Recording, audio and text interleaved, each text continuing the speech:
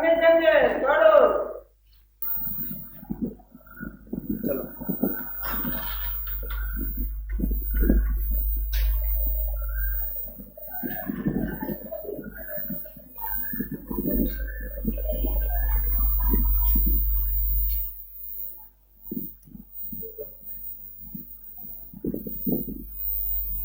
देखो, अगला जो चैप्टर पढ़ाएंगे तो अगले चैप्टर में एक टॉपिक आएगा। उस टॉपिक को यदि थोड़ा सा यहाँ पे समझ लोगे तो यहाँ पे भी मदद मिल जाएगी। उस चीज को आज पहले समझ लेते हैं, ठीक है। देखो, ब्लड का सर्कुलेशन कैसे होता है, ब्लड और लंग्स के बीच में क्या कनेक्शन होता है, उस चीज को समझते हैं। जैसे मान लो कि मैं यदि बनाता हूँ इस टाइप का, ये मान लो ये मैंने बनाया कि ये हार्ट, ठीक है। सिर्फ समझाने के लिए मैंने ऐसा स्ट्रक्चर बनाया, ये हार्ट।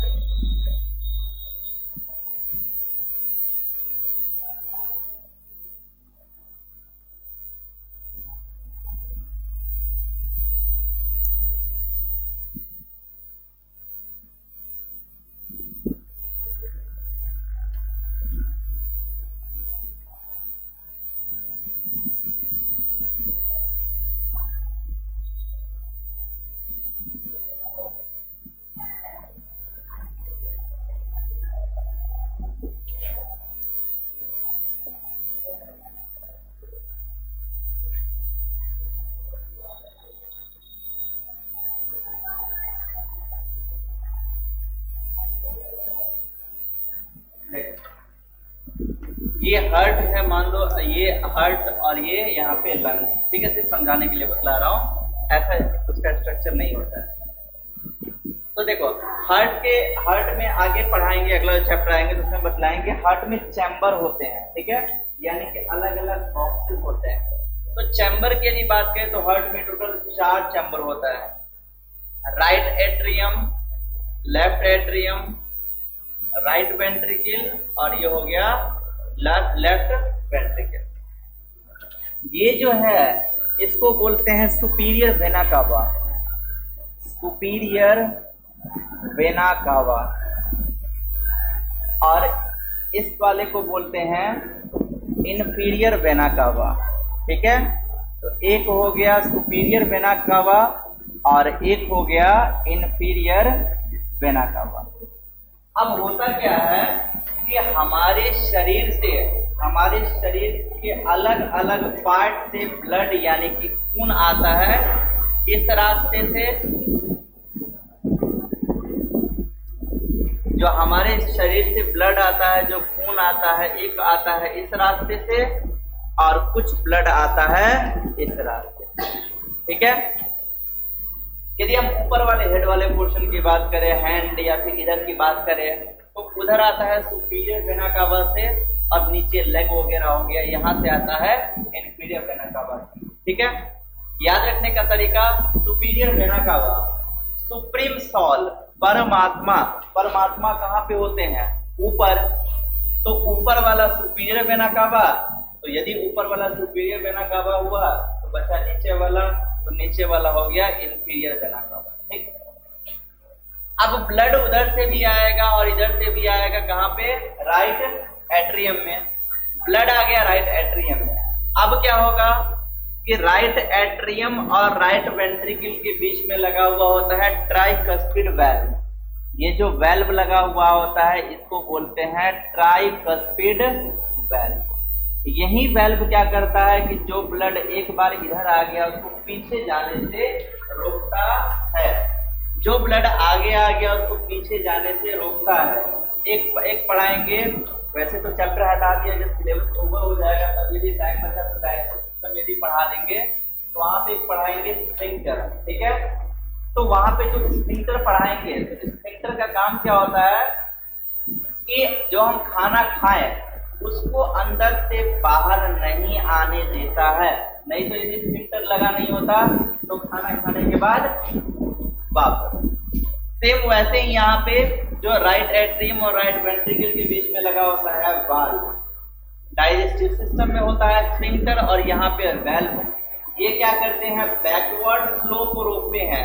जो एक बार आगे आ गया उसको पीछे जाने से रोकते हैं कौन? वेल्व और स्फिंक्टर। बस डिफरेंस ये होता है कि वेल्व लगा होता है हार्ट में और स्फिंक्टर हमारे डाइजेस्टिव सिस्टम में। तो अब ब्लड क्या होगा? यहाँ से आएगा राइट वेंट्रिकल में, ठीक। अब जो ब्लड होगा वो कैसा ब्लड यहाँ पे आएगा? डीऑक्सीजनेटेड ब्लड, जिसको बोलते हैं अशुद्ध रक्त यानी कि गंदा खून। अब वो यहाँ से आया राइट वेंट्रिकल में। अब राइट वेंट्रिकल के पास यहाँ पे लगा हुआ होता है पल्मोनरी आर्टरी, ठीक है। जो आर्टरी लगी हुई होती है उसको बोलते हैं पल्मोनरी आर्टरी, ठीक।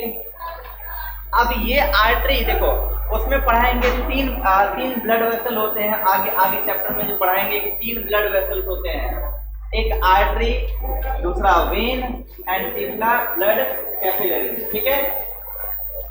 सपना जिसको चाहिए आपको दे देना, कितना चाहिए बता देना। तो यहाँ पे लगा हुआ होता है क्या? ये पल्मोनरी आर्टरी। अगले आने वाले चैप्टर में पढ़ाएंगे कि 3 ब्लड वेसल्स होते हैं, आर्टरी, वेन और कैपिलरी। आर्टरी का काम होता है हार्ट से ब्लड को दूर ले जाना और वेन का काम होता है दूर से पास लाना। तो अब क्या करेगा ये पल्मोनरी आर्टरी से ब्लड जो आएगा ये कहाँ पे आएगा? इसके थ्रू ये कहाँ पे आएगा? ये ले जाएगा और देगा लंग्स, ठीक है। ये देगा लंग्स का 2 काम होता है, 2 मेन काम होता है लंग्स का। एक सांस लेने में छोड़ने में मदद करता है और दूसरा काम क्या होगा? ब्लड को प्यूरिफाई करता है, ब्लड को साफ करता है, ठीक। अब लंग्स क्या हुआ? अब वो गया, ब्लड कहाँ गया? लंग्स में। अब लंग्स क्या करेगा? उसको साफ कर देगा और जब साफ खून हो गया अब उस साफ खून को कहाँ पे भेज देगा? अब उस साफ खून को भेज देगा कहाँ पे? वो लेफ्ट एट्रियम, ठीक। किसके थ्रू? तो जिसके थ्रू भेजेगा उसका नाम होता है पल्मोनरी वेन। वहां पे था पल्मोनरी आर्टरी, अब यहाँ पे क्या आया? पल्मोनरी वेन, ठीक। तो अब वो कहाँ पे आया? वो आया पल्मोनरी वेन के थ्रू आया लेफ्ट एट्रियम में। लेफ्ट एट्रियम से वो आता है लेफ्ट वेंट्रिकल में और इसके बीच में लगा होता है बाइकस्पिड वेल्व। ट्राइकस्पिड 3 कप के शेप का होता है, देखो 1 2 3।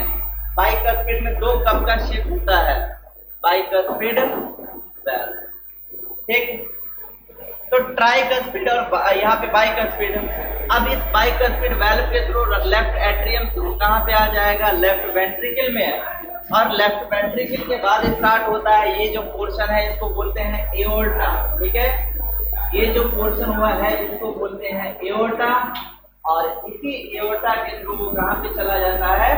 हमारे पूरे बॉडी में फैल जाता है, ठीक है। ऐसे ही होता है हमारे बॉडी में ब्लड का सर्कुलेशन। 5 नंबर में 11th वाले में पूछा जाता है, 11th के पेपर में 5 नंबर का क्वेश्चन पूछा जाता है जब 11th का पेपर होगा। सबसे कॉम्प्लेक्स ये होता है, स्टूडेंट को ये समझ ही नहीं आता है, इतना कॉम्प्लेक्स होता है। उसी चीज को मैंने एकदम शॉर्ट में समझा दिया, पूरे ब्लड सर्कुलेशन के टॉपिक को मैंने एकदम बिल्कुल शॉर्ट में समझा दिया। फिर से रिपीट कर देता हूँ, हमारे बॉडी में जो ब्लड आता है वो सुपीरियर और इन्फीरियर वेना केवा के थ्रू कहाँ पे आता है? राइट एट्रियम में। राइट एट्रियम से ब्लड आएगा राइट वेंट्रिकल में थ्रू ट्राइकस्पिड वेल्व।